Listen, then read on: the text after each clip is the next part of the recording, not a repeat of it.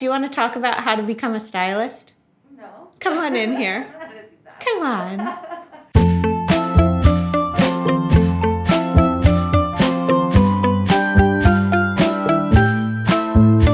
Hello, fashion. Today I wanted to talk to you about what a stylist is and does, and talk to some stylists about how they got their start and what they're looking for in assistants and what their job is. So I originally started in editorial, which means that I worked at magazines. I was an assistant for years and then pivoted into freelance. And when I became a freelance stylist, I still worked for magazines, but I also started styling celebrities. I did runway shows, advertising, editorial, and celebrities.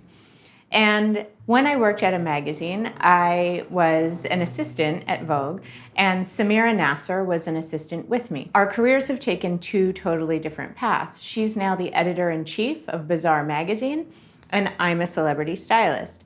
So I wanted to talk to her about what she does and how she does it. Let's call Samira. Clothes are always for a person in my mind, and they're not for an image. So like the image collections I watch and I'm like, what was that? You know, where like that's definitely how you think. I think I check a few boxes, but yeah, I do think about pictures. I think about the stories that I see across different collections and how that could tell the story of a certain woman. I think my styling isn't whimsical. I can't do whimsy. I don't do it well. There are those editors that can do it so well. And again, they make it look so effortless. You know, but the thing that you and I have in common is that we went to a very specific school, right, for this. And we learned from very specific people who are very gifted at their craft, and they have developed it over years and years. So you know how to edit a rack to tell a story. You know how to tell a story with clothes. And so that's how I look at things. And so the stories I like to tell are more grounded in reality, I guess. When I style, I can't do those whimsical pictures. I'm not good at them. But I can tell a story that is more practical and more believable. Yeah. And so when I look at shows, I can kind of thread those stories. Thank you very much. This was so lovely. So what I do for celebrities is I try to identify how they want to be perceived, what they want to look like, what their mood is, what their feeling is. Sometimes they're really hoping to get a role, so they want pictures of them that sort of look like the woman in the role so that the casting director will see them and see that they can be that person. Sometimes they've had a major event in their life and they want to show that they're different. So when I'm getting ready for a fitting, the first thing I usually do is make a mood board or look at a mood board I've already made for this client. It reminds me of the tone that I'm going for. And then the next thing that I do is go on Vogue.com and start writing down look numbers that are my dream. So I write a whole notebook full of look numbers that I'll request.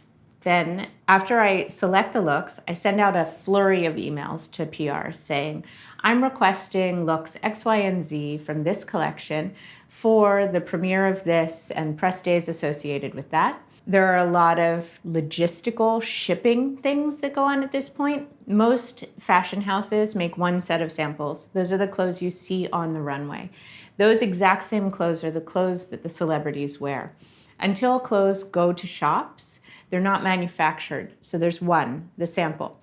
And that sample also goes to trunk shows, it goes to sales appointments, it goes to the factory sometimes to check on manufacturing. And I finally get them all in, hopefully a day before, and then I can edit them and kind of make looks and make sure there's a story. I don't like to present tons and tons and tons of options. I like to present an edited bunch of clothes to a client ahead of time. And that way they have freedom of choice and freedom of their own self-expression in a fitting without me ever going, oof, I wish they hadn't picked that. I try not to show them anything that I would be disappointed if they wear.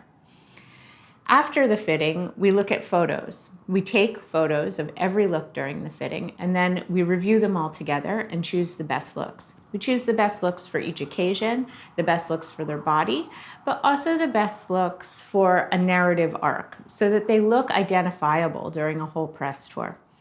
The same thing goes on with an editorial shoot. You know, it's not a fitting with photos necessarily, but often what I do is curate a rack and then try everything on the model on the morning of the shoot so that we know it fits, we know what we're missing, we know if there's tailoring needed. Tailoring is a key element in all of this.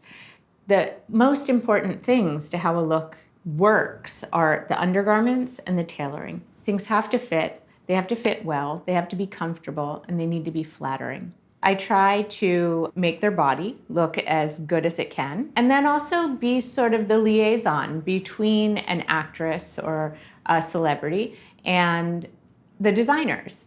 Fashion people can be sort of unapproachable, and I can translate fashion for regular people, and I can also make connections between people who I think will really like each other and inspire each other. When I started working with celebrities, I didn't really have a sense that this was where fashion was going. Now, it's very normal to see actresses on the cover of magazines, to see them as the face of brands, to see them at fashion shows. And this was a new thing. It's something that while I was pivoting into celebrity styling, this was happening at the same time. I really wanted to talk to Derek Blasberg, who's the head of YouTube Fashion, about this. We also were assistants together at Vogue. I think Derek's perspective is so valuable because he's right at the middle of this: pop culture, celebrity, social media, Instagram, YouTube, that world. And we kind of started from the same place and ran in parallel lines towards Hollywood. Let's call Derek. Hi, Derek. Hey, Young. Hi. I was talking a little bit about how celebrity was sort of like the weird stepchild of editorial when we started. And you also clearly pivoted to the world of social celebrity media. And I wanted your take on it. It is sort of fascinating to think that both of us were trained in that Vogue world and then found a sort of new spin on celebrity style. I went to journalism school. I thought I was going to work in magazines and for newspapers my entire career because I was obsessed with this idea of photo shoots and runway shows and art and photography and artists and hairstylists and makeup artists and all of these other incredible geniuses that exist in the fashion world. And it actually took me a minute to realize that what I'm doing at YouTube is still working with the photographers and models and hairstylists, and makeup artists and artists and photographers. I'm just doing it in a different way. In the upper echelons of the fashion industry, a lot of times celebrity styling has been looked down upon. But thank God you followed your passion and decided to make a bunch of fabulous actresses look as fabulous as they could. Bye, Kate. Bye. So the way I do my job is that we do a series of fittings, and I usually get a press appearance list from a publicist.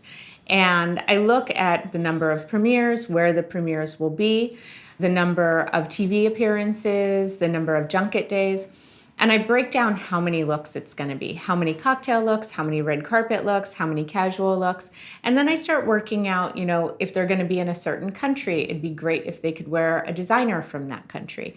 If they're going to be on a certain show where we know it's freezing cold, I think about what they could wear where they'll be warm and comfortable.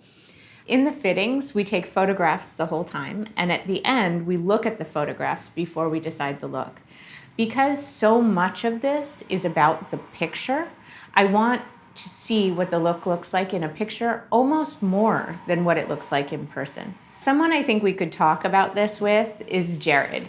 Jareg started a website called Just Jareg, which is all celebrity red carpet photos, and now he's also styling. So I want to talk to him because he really understands the importance of the red carpet photo and the image of the celebrity that's presented on the red carpet. Let's call him. Hi. Being from Just Jareg, I had an eye for pictures, it was so picture heavy, so many red carpet photos, so many event photos, so many photo shoots, and it trained my eye to see what worked, and I'm really thankful I had that experience, and I think that was the foundation for what worked in styling for what I do now. It's not really my full-time gig. I only have a couple clients, but I still love it. I'm helping my friends that I've known for years look their best. And I think that's what's really important. Like, people can become stylists from so many different walks of life.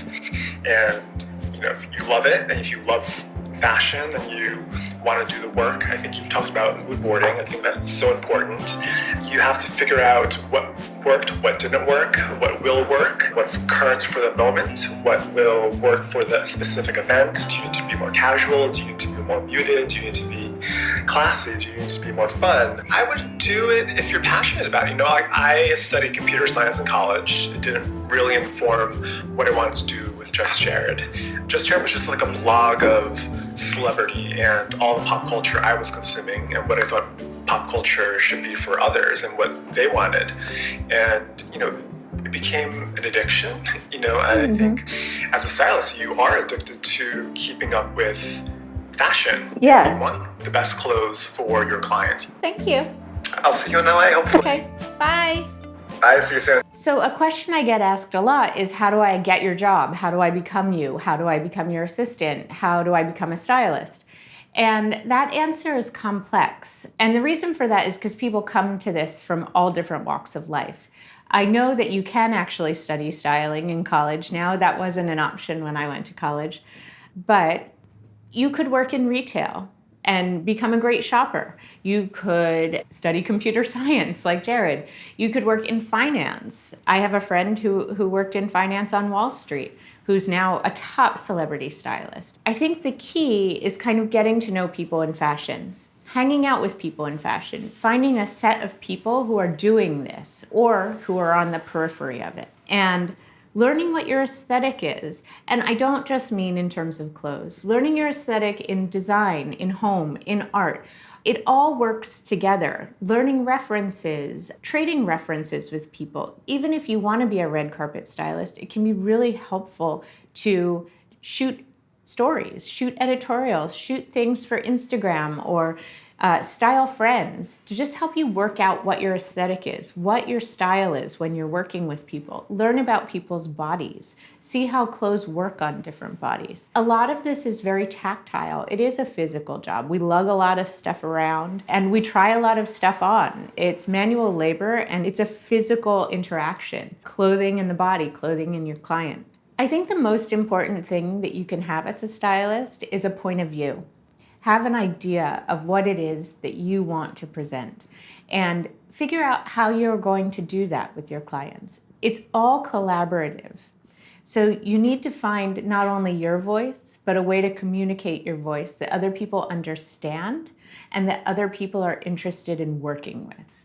Maybe we can call my friend Jason, who's also a celebrity stylist. When I first started, I didn't know what a stylist was. I started off as an intern at Elle magazine, and I was in the fashion closet. And I think my goal back then was to be an editor, or I just knew I wanted to be a part of fashion. Being introduced to stylists through the editorial world was really cool because they were introducing me to brands I didn't know about and to what a creative director is and what a market director is and what a fashion assistant is. At the beginning, I was Worry's intern for a bit, and that was great. And then I started assisting more editors. I was assisting a lot of freelance editors who were styling a lot of Italian editions of Elle and of Harper's and just more like regional magazines. And then I just took the leap of faith and went on my own, to be honest.